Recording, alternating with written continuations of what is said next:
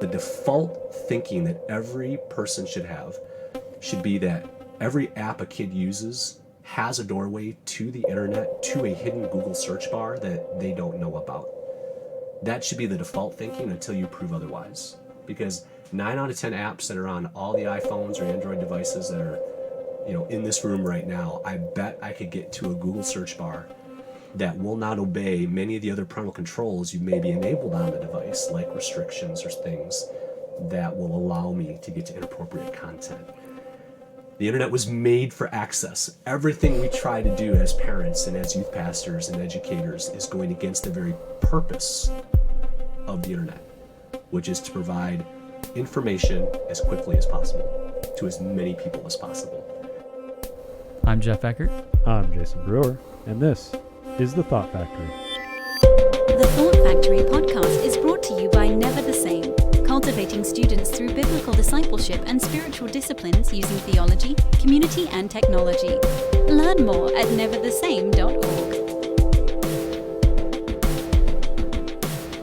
All right, we're going to jump into a great conversation with Chris McKenna, online safety expert, former youth pastor, can speak to a lot of different worlds that can help us understand and navigate these waters that we're in, often dangerous waters for students when it comes to their behavior and their patterns online, where they're going and what's going after them. Chris comes from a great background in this area, and Jason, as we were talking about this is our most regular guest in 10 seasons of The Thought Factory, and he's just always on his game when it comes to this content. I agree. He is one of my favorite guests in the studio or online because he provides such wealth of knowledge in regards to the digital age, the digital life that students are walking through, and he is always up to date. He is in tune with what's happening on every app, every device, and that is really what Protect Young Eyes is all about. He is about looking at all the access points that students have online and how can we protect them so that they're not being sent into danger. He is the founder of Protect Young Eyes. He is the creator of the Protect app, which is a new app that you could download from the App Store. Check it out. He is the creator of Fix App Ratings Movement, and that's a movement of getting apps rated appropriately. And he is featured in a documentary called Childhood 2.0, one that you should definitely check out. So we want to encourage you, if you want a regular stream of resources when it comes to students and technology, go to the Protect Young Eyes website, subscribe to their email. Jason and I both do that personally. It's a great stream of content that Chris is always offering, being on the front edge of protecting our kids when it comes to technology. This conversation we had a little ways back in one of our earlier seasons, and it's powerful, and we thought right now, with everything happening in COVID and how it's accelerated some things and some behaviors in students, this conversation we had is more important than ever, and we wanted you to hear it. This episode makes the top 3 episodes in our entire library of episodes. This is one of the most popular episodes, so it's definitely worth listening to.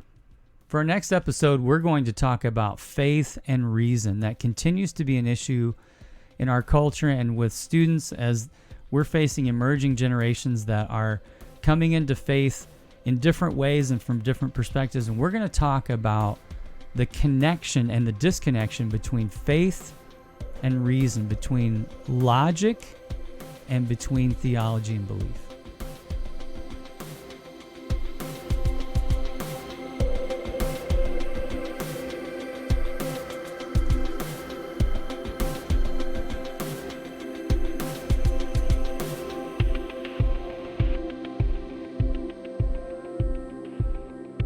We have a great guest in our studio today. Jason, why don't you tell us a little bit about who this person is? I am super excited to have the Chris McKenna in our studio today.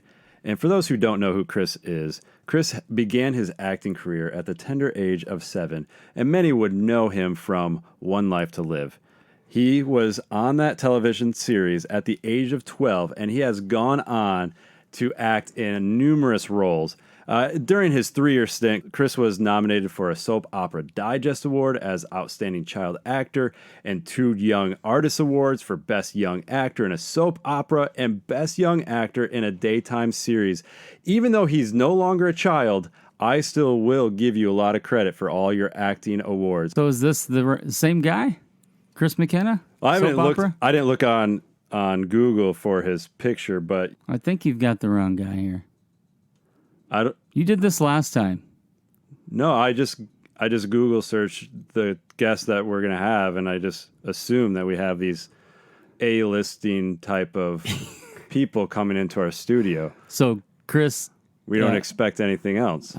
yeah. Well, I'm confused here. Chris, why don't you tell us a little bit about if this is true and who you really might be? So you're not Are we 6 off or on, or is 6'3"? this you?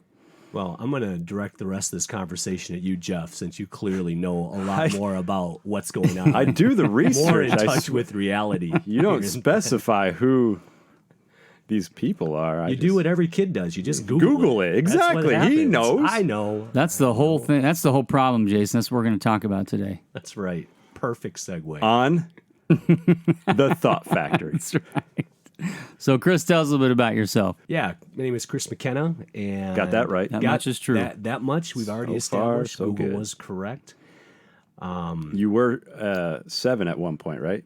You also got that part. Okay. Tender age of 7. I can't say that's an adjective that's been often used to describe myself. Anything but beyond meat? Yeah. That's right. Been born and raised in Michigan, and got a family here. We have 4 young kids, and right in the middle of what we're going to talk about here, I'm trying to raise them how to use technology and trying to teach others about it. But that's not the path I ever intended to be on.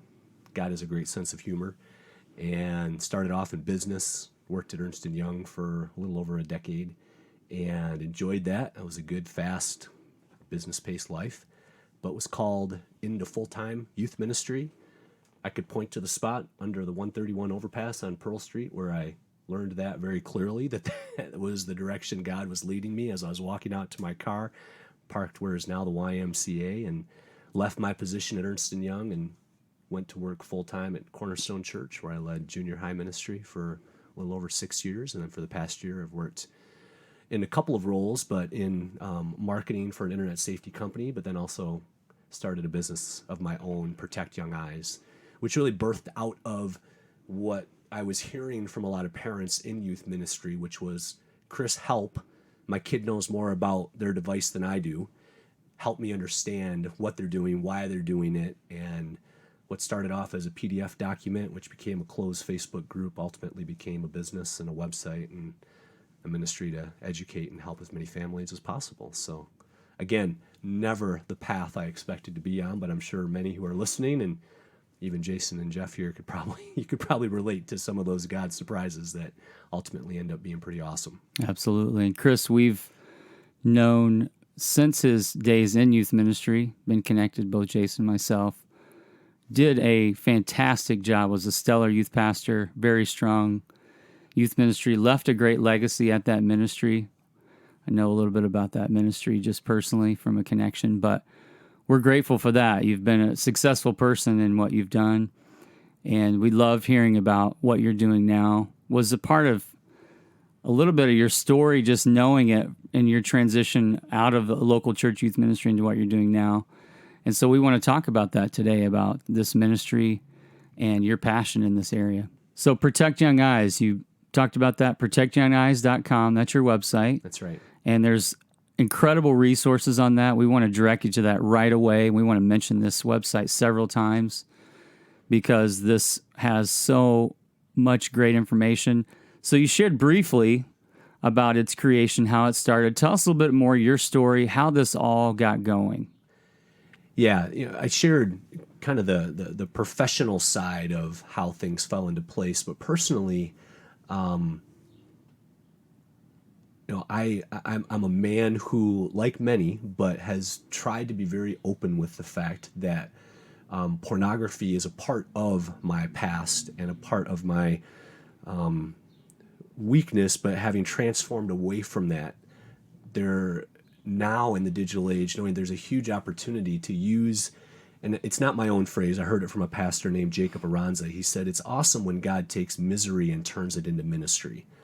And I feel like for me, what was a real miserable stage of my adulthood and childhood, and that was cycling in and out of sort of addictive periods of time and consuming internet pornography, that to be able to speak to parents and to kids as to what that can look like, not in a way of drudging up the past, but in a way of God has a better plan for how we should use this gift of technology.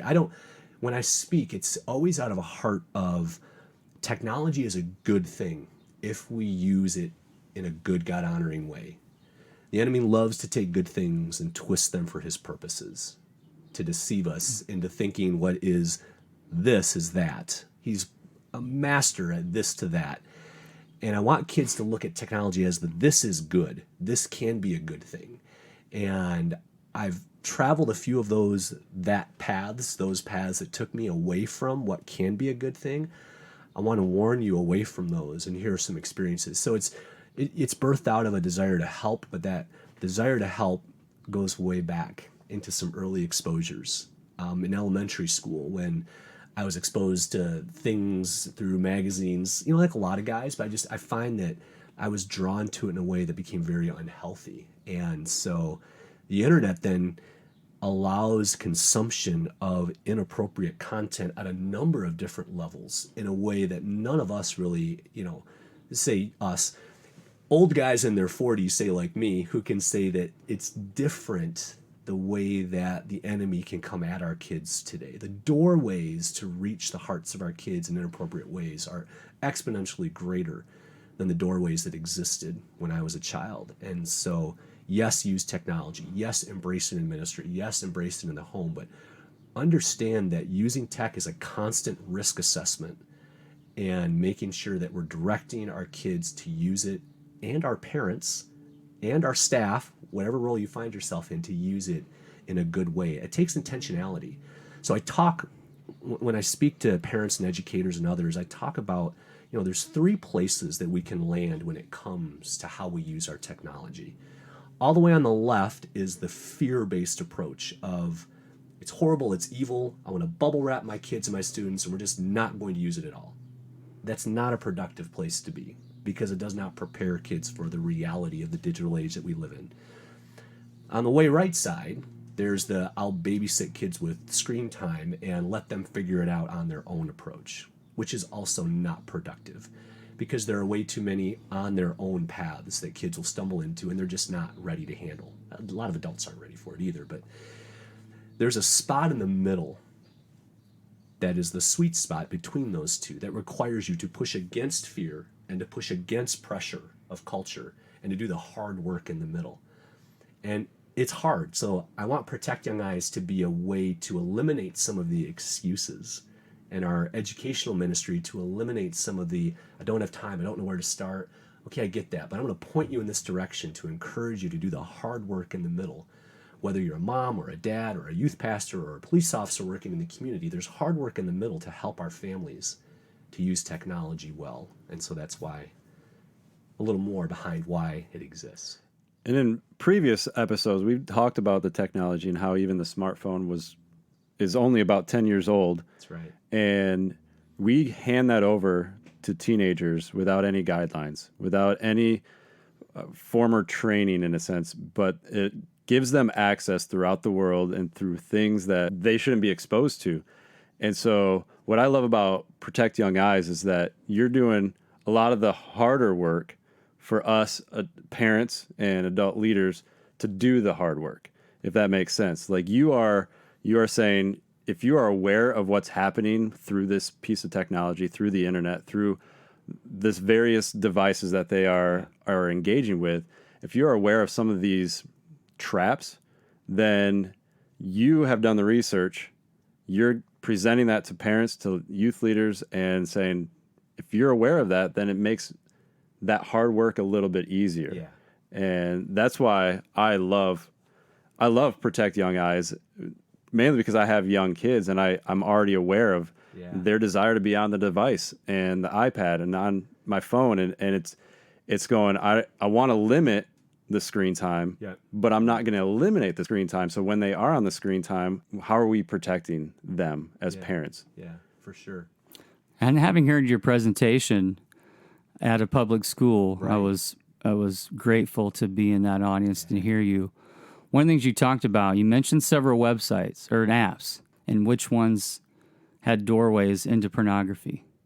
You mind sharing Yeah. a little bit about that? I thought that was very Yeah, interesting. it's one of the, I think it's the third slide I put up on the screen after an introduction, and then I quiz the audience on, what's the legal age for kids to have their own social media accounts. And, a lot of people know that's age 13. I would put out in an audience of youth pastors to be very aware of that.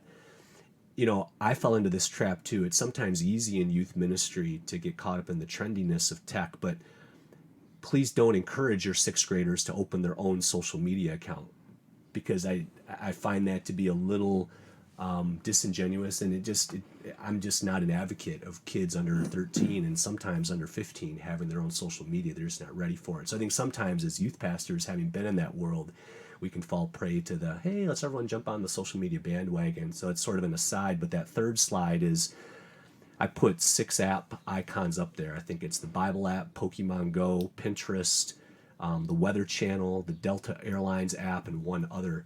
And I asked the audience, how many apps up here, if I try hard enough, could I find hardcore pornography? And they usually think it's a trick question, so they say, well, all of them, all 6 of them. And I say, well, it's actually 5. The only one I can't get to porn on is Pokemon Go. But yes, through Delta Airlines, and yes, through the Bible app. And I go through this exercise to show them how the default thinking that every person should have should be that every app a kid uses has a doorway to the internet, to a hidden Google search bar that they don't know about. That should be the default thinking until you prove otherwise. Because 9 out of 10 apps that are on all the iPhones or Android devices that are, in this room right now, I bet I could get to a Google search bar that will not obey many of the other parental controls you may be enabled on the device, like restrictions or things that will allow me to get to inappropriate content. The internet was made for access. Everything we try to do as parents and as youth pastors and educators is going against the very purpose of the internet, which is to provide information as quickly as possible to as many people as possible.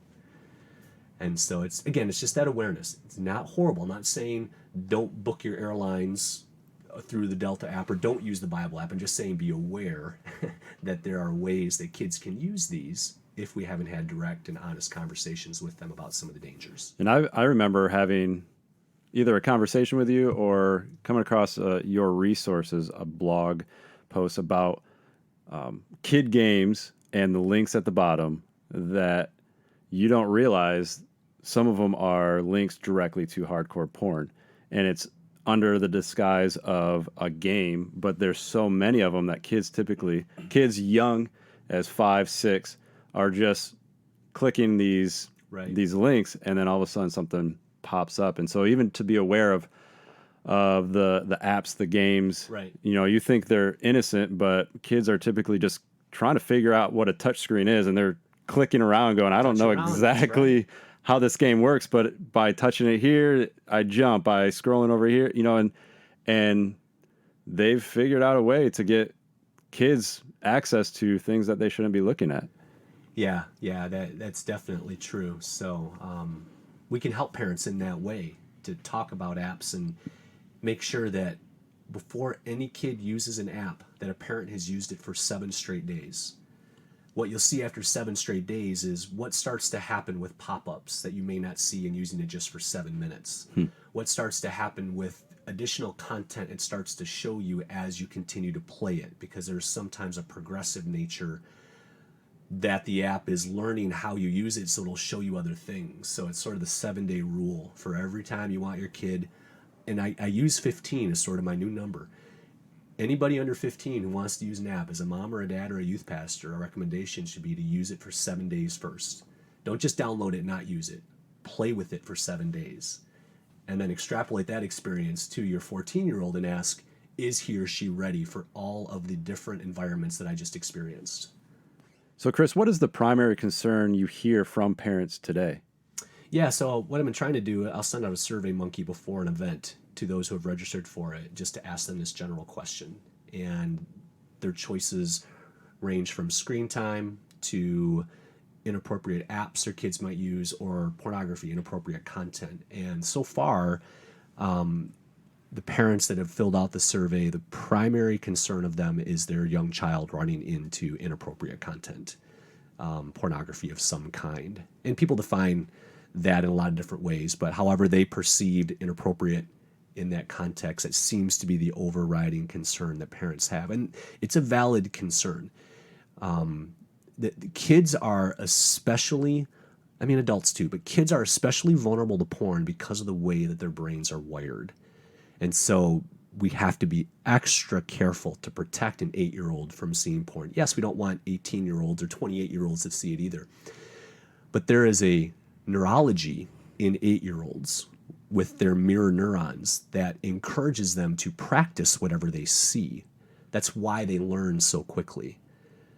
Whatever you model for them as an adult, they are going to try to, through gross motor, act out what they see, whether it be through spoken language and fine motor or gross motor with their body. They're built that way to learn. That's why they soak up and learn things faster than adults. That makes it so critical to protect them, because when they see pornography, it becomes something they want to do, which is why nationally and internationally, you're seeing this horrible increase in the number of peer-to-peer sexual conduct cases that are being dealt with law enforcement and child safety officers and others. Not because these are bad kids. These aren't kids that are like growing up to be, or that were born predators. That's not it. They are simply seen, with the average age of first exposure being 8, 9, 10 years old, they're seeing and then they're doing, because that's what their neurology is compelling them to do. And so parents are correct in having that as a primary concern, and we need to do whatever we can to protect our own children, but also equip our parents to have tools to protect their kids so that they can prevent those kinds of early exposures. So, Chris, on the protectyoungeyes.com site, you've got lots of resources for parents. Tell us a little bit about some of the things you have on there and how they can help. Because as you know, as if you're listening to this podcast, we're talking to primarily youth workers. And one of the roles that we play is to help parents. That's right. So what are the resources that you have on the website? Yeah, between two primary places, both the website, which is going to be content that's updated fairly frequently because it's changing so often, but also through our Facebook page where we're posting almost daily. We're scrubbing, the internet and different sources for different trends in tech and how teens and others are using tech, and so we post out there regularly. The two most visited parts of the website is the app risks section, which is, if you go to it, it's just a grid of apps that explain then how kids use them, what's the app store say it's rated. Here's a video that shows you how kids use them, what some of the risks are, and kind of what my bottom line is for it at Protect Young Eyes. And that's obviously constantly being updated. There's also a spot where we go through all the parental controls for devices that kids use, whether it's a Mac or a PC, Android, iPhone, iPad, iPod Touch, Kindle, Chromebook. I'm trying to get a Nintendo Swift so I can count it as a business expense. I haven't quite done that yet. But DS, smart TVs, whatever devices exist, making sure that parents know that they're all internet ready. Right? This isn't the Michigan Wide Web or the United States. This is the World Wide Web. That PlayStation is connected to the World Wide Web, and so enable the parental controls that come on it. And that's another very popular section, so that parents respect the power of those devices and to use the tools that often just come with them. They just need to be used. Now, I know you've mentioned this. I think it'd be worth our audience hearing about great apps that are entryways for young users. Yeah, you've mentioned that. I think two maybe in particular. What? Probably the most popular elementary school social media platform that I see used right now is Musical.ly, which is this 15-second looping, lip syncing. And it is social media. Kids need to be 13, yet repeatedly as I go to elementary schools, a large percentage of 3rd, 4th, and 5th grade. And it's problematic because it's primarily girls. who are using this app too young, and as girls are more vulnerable to predatory activity. And so, I mean, one of the realities that all kids live in, and I talk about 5 realities with parents, the third reality is that wherever the kids are is where the predators are. Because if I'm a sexual predator and I know that there's an app that is primarily used by 3rd and 4th and 5th grade girls, that's where I'll spend my time. And so there's a great danger in apps that are like that, used by young kids who aren't old enough, aren't ready, and are vulnerable to those sort of activities.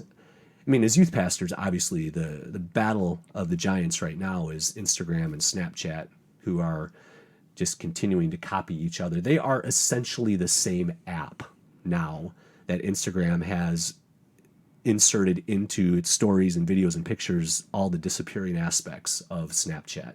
There's really nothing different between them. And so parents typically had sort of an inherent fear of Snapchat, and Instagram was always viewed as the benign entry point for my 6th or 7th grader. It's just pictures. It's no big deal. It's not just pictures anymore. And I would argue that there are very few kids under age 15, and parents don't like this because it forces them to rethink what they allowed, and kids really don't like me saying this. But there are very few kids who I think are mature enough and equipped enough to handle the risks of both Instagram and Snapchat who are under age 15, to be perfectly honest. That in 5 clicks, I can get to hardcore 15-second looping video sex in Instagram. Breaks my heart, right? And so all of them have ways to get to the internet and to Google and Instagram through the blog. I can get to Tumblr and now search, and we all know what Tumblr is. It's rated mature for a reason. And so these are doorways that kids just aren't ready for. And way too many upper elementary and junior high kids. And I'll be honest, and I probably encourage some of that through how I use social media in junior high ministry. I wasn't aware of the risks until I started really digging into it. And so it's really become a passion of mine to not to condemn, but to equip youth pastors to know so they can maybe encourage their families to have honest conversations at home. This isn't a mandate for every family to go rip Instagram out of their 7th graders' hands. That's not it. But sit down with your 7th grader and make sure you've told your parents to sit down with their 7th graders, to look them in the eye and say, you know what, hon, there's some parts of this app that I've now learned more about, and our process is going to be one that I'm going to follow you, and you may have a fake account. Yes, I know what a fake account is, and I'm going to look through your followers, and I'm going to look you in the eye and ask you things and prove to you that I know what I'm talking about because your youth pastor has informed me. Like, here's the chain of information and education that can trickle all the way down to the kid to say, I'm going to let you keep Instagram, but these are the boundaries, and if you go outside of them, I'm going to take it away. You're not going to like that, but I know more now, and I want to help you use it well. So it's not a mandate to rip it out, but it's a mandate to get real and honest with kids about the risks and make sure parents know what to look for. Now, you mentioned one of the realities facing young internet users. What are a few of the other realities that come to mind when you think about young internet users? Yeah, so I've already referred to pornography. It's being a former numbers guy. When I look at the numbers around internet porn, it's staggering. You know, and for us as youth pastors, and there's a whole nother conversation to be had about how difficult it can be to be a youth pastor who maybe struggles with porn. It's a whole nother conversation. But imagine, like, lay that on a 12-year-old boy who is struggling with the internet with a tenth of the tools that you have as a youth pastor to battle against internet temptation. The numbers around internet pornography are staggering. So just as an example, Pornhub is the largest pornographic website on the World Wide Web. All owned, every large porn website that exists is all owned by what is seemingly a benign company named MindGeek, which looks like just a software gaming company. They are the king of online internet porn. I wish they were out of business, but they're not.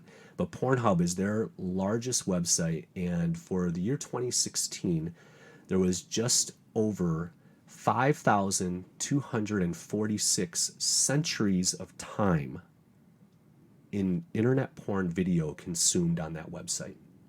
Phew. 5,200 centuries of time if you added up the minutes.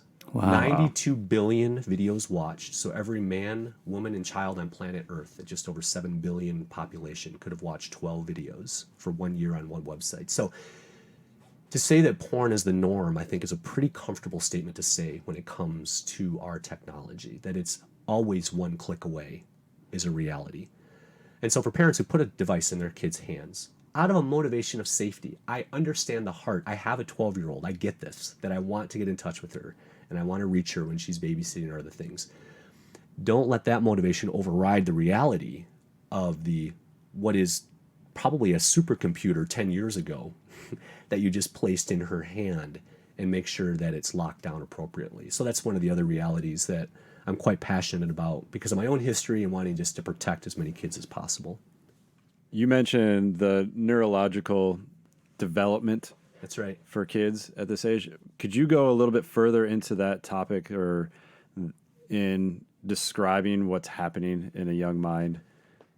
Yeah, that's really important to talk about, Jason, because the way that media preys on young developing minds is very different than the two-dimensional media that my generation consumed, be in the form of magazines and other things. So technology is truly rewiring the brains of young people because developmentally their brains are at a point where through adolescence, it is creating neurological pathways looking for how to become an adult organ, and so it is vulnerable to change. That's why they act crazy. The neurology that's going on inside of their brain is in this massive state of change. And so that change can either become directed towards positive or negative things depending on the stimuli that it is fed. Each of us were created in a way to customize our brains based on our individual experiences. It's fascinating. The human brain is unlike anything that God, it's just unbelievable the way that he has made us to be individually formed. And so that neurology is vulnerable to the way that technology directs it. And so 60 Minutes just last week, I would encourage every youth pastor to go to 60 Minutes and watch the segment on what they call being brain hacked. There's a reason that Snapchat created Snap Streaks. And it wasn't that they sat around and said, how can we help kids stay in better touch with their friends every day? That was not the purpose. The purpose of Snapstreak, like all the other playbooks that social media giants use, is to prey on our neurology. They want kids to use the app because by kids using the app, they make money. The way they get to make money is by having more kids use it. So you create anxiety in a child who is going to break their snap streak by not Snapchatting a kid, their friend, which produces cortisol in the brain. That cortisol creates an anxiety the brain wants to get rid of. The way I get rid of it is by checking my device and feeling better. Way thousands of, however long, whatever you believe, that was a good thing when I was being chased by lions, right? Cortisol was a good thing to preserve me and my clan or whatever was pursuing me. But they're preying on that neurology in kids to get them to stick with the device as long as possible. And adults are no different. When you post that picture from spring break of you and your family on spring break or feet by the pool, whatever situation you find yourself in, how do you feel when it gets 100 likes? If a youth pastor looks in the mirror and is really honest, you'll love it. That's because of the dopamine that's released when you get those likes and your brain's attached to that. That dopamine string is the same string that's attached to pornography that starts with dopamine and goes to norepinephrine and oxytocin and all these things on the sexual stimulus path. The reason we go towards things is because chemically the brain says, I like that. And there are components of social media, whether it's the anxiety I want to get rid of or the likes I get from feeling good, I'm drawn towards. CEOs at social media companies know all of this. What do you do if you only get 18 likes? Like how do you get... This is theoretical, right, Jason? Theoretically, I'm just asking for a friend that has asked me that question. If they only receive 18 likes, is that a popular stance? Like 15 to 19 is kind of the dork range, so get to 20. Like there's a tipping point. Okay. There with 20. You can I'll let Jeff know. Let Jeff know that? Yeah. Thank you. Yeah, that'd be good. Thank you. So you've mentioned some of the realities here, and one of the questions I think we could ask is, we deal with a lot of students, and overwhelming majority, they're all really good kids. Why do some good kids get off the rails and get into some bad stuff? Yeah, that's great. When I think back to the kids that I talked to who did things inappropriately online when I was in ministry, I mean, they were all good kids. I'm sure a lot of the pastors listening to this would say, yeah, they're good kids. Unlike a lot of other environments where kids grow up, there are very few places other than driving and on my smartphone where the difference between being the exact right spot and the exact wrong spot is so razor thin. So one of the phrases I use is, when it comes to technology, the difference between awful and awesome is one click. And good kids can stumble into one wrong click. It's so easy.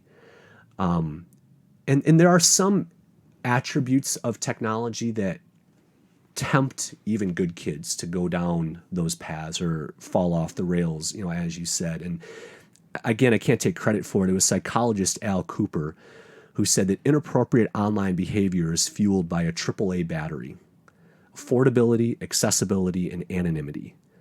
Those are three attributes of inappropriate things that didn't exist in the 70s. If it was inappropriate, it probably cost money. Not so with the internet anymore. If it was inappropriate, I probably couldn't get to it because there was some barrier. I had to go buy it at a store or something. There was some human barrier. Not so with the internet. Anonymity, like that store example, or having to go rent something, which meant that I had to go put money in front of somebody while I'm holding a pornographic video, right? None of those barriers, those human to human sort of shame-inducing barriers, right? We don't want shame. I mean, whether you're a believer or not, most people don't want to feel shameful. The internet removes all of those shame-inducing barriers. Therefore, I start to believe the lie that I'm not hurting anybody and nobody knows, the two lies. Even as a kid, that starts really early on. Whether it's porn or whatever it is, sneaking into some app, whatever it happens to be, that anonymity, affordability, and accessibility cause a lot of good kids to make one wrong click. So then what is the primary step as youth workers, as parents? How can we help families in this space? How can we get them to not only recognize, but then start going down the road in the right direction, but right spot, and provide more tools in that sense? Yeah, so in true sort of sermon outline format, probably three things that come to mind. It's enlighten, equip, and encourage. What I mean by enlighten is you've got to be really just honest with parents. There's no reason, you can't get away from, if you're a middle school pastor or a high school pastor, you cannot avoid having a look them in the eye, direct conversation with your parents about pornography. We live in an age that you can't really get away with avoiding that topic, or sexting, whatever it is. I say to parents, there's no such thing as passive parenting in the digital age, and there's no such thing as passive pastoring in the digital age, because if we don't answer our parents' questions as youth pastors, or our kids' questions as pastors or as parents, then Dr. Google will. And his office hours are 24/7. And his morality is not often our morality. And so if we want to shed gospel light into this secular space of technology, we've got to look them in the eye and talk about weird, awkward, uncomfortable things, but in an honest, loving way. And then you encourage them to go do the same to their kids, to trickle those, look them in the eye, open, honest, persistent, consistent conversations. No more just one talk like I got, but constant, consistent, persistent talks about all the things that parents never talk to us about, and do that often. So that's the enlightenment, the equipping, and just encourage them. Tell them you can do this. You are the primary disciplers of your children. I'm going to point you to some really good, specific, I can point you towards the pond. If you're thirsty for information, I'll point you towards the pond. Whether it's Common Sense Media or my website, Protect Young Eyes, there's a couple of places among the millions that have really good, God-honoring messages about how to protect your kids. I can't force you to go there, but gosh, I hope you do. And you can do this, mom and dad, and encourage them, be their cheerleaders. And when kids, this is huge, when kids come to us sometimes as youth pastors, the temptation to look cool cannot override our call to hold up mom and dad. Meaning when a kid comes and has questions about social media and wants to use stuff, we absolutely cannot undermine what maybe we've told parents or what we know parents' rules are in trying to look cool around kids and how they use their tech. So when a kid will ask me sometimes when I speak to elementary schools, about a video that I've shown, I'll say, hey, I got that from YouTube, but I don't want you to go home and watch it unless your mom and dad have said that it's okay for you to watch YouTube. And it's a simple step, but I think it's an important step to make sure they know I'm deferring to mom and dad as the primary ones to put these boundaries out for the technology. Instead of saying, yeah, it's a cool video, man, go to YouTube and watch it. It's awesome. I could do that, but I want to defer to whatever the rules are in that house. And I think as pastors, that's really important. So the kids know, oh, yep, I need to go ask them first or make sure it's okay first before I might do that.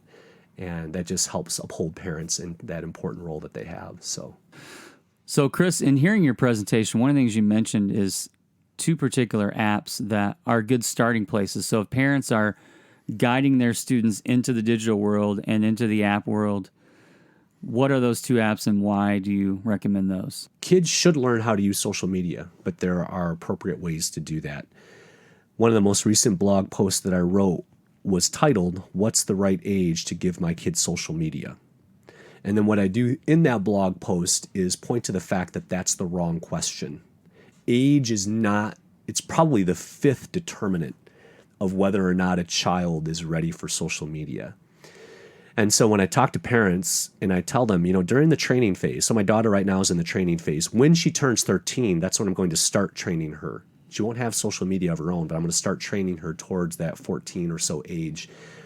The 2 social media platforms that I will use, I'll pick one of them to train her, is either Pinterest or Facebook. And so when you look at all of them that are out there, whether it's Lively or Musical.ly or Snapchat or Instagram or Pinterest, whatever, Pinterest and Facebook are the 2 because most of the time, apps themselves do not have parental controls. But I can control what goes on in a browser, like Safari, or to download a browser like Covenant Eyes on my device. I can control what happens there a lot more. In order to train my daughter, I want her to be able to see what the app environment looks like without being in the app itself. The environment of Facebook.com through a browser is fairly similar to the Facebook app. It doesn't have all of the nice functionality of an app, but the environment of photos and liking and just the way that it operates with friends and so forth is similar enough that if I can train her how to be comfortable in the Facebook.com more controlled ecosystem, and she can prove herself trustworthy in that ecosystem, then she earns app access. Same thing is true with Pinterest. Pinterest.com has a very similar ecosystem as the Pinterest app. So if she can learn what it's like to have followers or ask her, Lauren, how did it make you feel that somebody pinned something that you put up there? And I want to have these direct conversations. Again, she proves trustworthy, proves that she can handle it, emotionally doesn't seem impacted or upset or negative, then she'll graduate to the app. But I'm never going to start or recommend starting a child in the social media world with an app. If I can't control it, then I can't train it. And apps don't allow that training ground that a browser-based environment does. And they can read all about that. That blog post is like all of my research on how to train a kid, how to use social media is in that one. That's a great one to share with parents, especially of junior high kids, if you're a junior high pastor, because it's a question they often have is, how do I train my kid? Chris, in hearing your presentation live with a group of parents and even talking today, it can be so overwhelming, almost even to the point of depressing because of what we face. But we know we have a gospel that's hopeful. Give us an uplifting, encouraging word as youth workers here. Yeah, that's right. For everybody who's listening, pick one thing. I've been to big conferences where you come back with all kinds of info and then you're just paralyzed. You don't know where to begin. Pick one thing. Put a night together, talk to parents, just start the conversation. We have the awesome opportunity to shine the gospel into this secular space. Jeff, when I was giving that presentation where you were at, I was limited at the public school and in using some language around how do we bring the good news into this message. There are all kinds of opportunities. I'll use porn as an example to say it's not just telling kids that porn is bad. It's telling them that God's gift of sex and sexuality is good. And when they know the good, when they know God's good design for relationships and how we're meant to be, then you hope that they're repelled by the bad. That doesn't compare to the good that I've been taught on. And so for us as youth pastors to get comfortable enough with those conversations, you guys can do this. I mean, this has got to be our spot as youth pastors to be able to, to not only teach the kids about it, but then to give parents the right words and the right conversations to have. And, don't be intimidated by, sometimes I'll hear youth pastors say, I don't have kids, so how can I possibly teach parents on this stuff? No, you have a relevant cultural background that you can speak from, and find a mom who can come alongside you and maybe do a presentation together, or she can share some practical and you can share some cultural. Don't let some of those whispers that I know can sneak in to prevent you from taking that next step. Just take the next step. There are very few things on earth today that are impacting the way that our kids are navigating relationships in life more than their technology. We cannot afford to be silent. Chris, it's been a privilege to have you with us. You're an incredible resource, and your background makes you so effective in what you're doing. So we're grateful for your calling and ministry. We want to encourage you to check out the Protect Young Eyes website again, protectyoungeyes.com. Subscribe to the email newsletter. It's great. I do that. And Chris, we're excited as a ministry. We've mentioned on this podcast, as part of our ministry, we have Never the Same Camp, NTS Camp. And you've been a part of that as a youth pastor, actually. Right, yeah. But we're partnering with you, and we're excited to have these resources that you're offering to youth workers and parents. So if you're listening to this and you're part of the NTS Camp network across the country, you'll be interested to know that we're pursuing more and more opportunities with your ministry, and some in particular this summer to students and youth workers. So we're excited about that. Yeah, definitely. We're going to take what we present to middle and high schoolers and break that down into content that they can consume through the academies there at camp, so they can walk away equipped, and also equip parents of those kids to know how they can help over the summer, because summertime presents different digital risks. But we want to make sure that we help the kids there too. So I'm super excited for that opportunity, Jeff. Thank you again. You're welcome. Thanks, guys. The Thought Factory podcast is brought to you by Never the Same, whose vision is to see new generations transformed in Christ to further the kingdom of God. Learn more at neverthesame.org.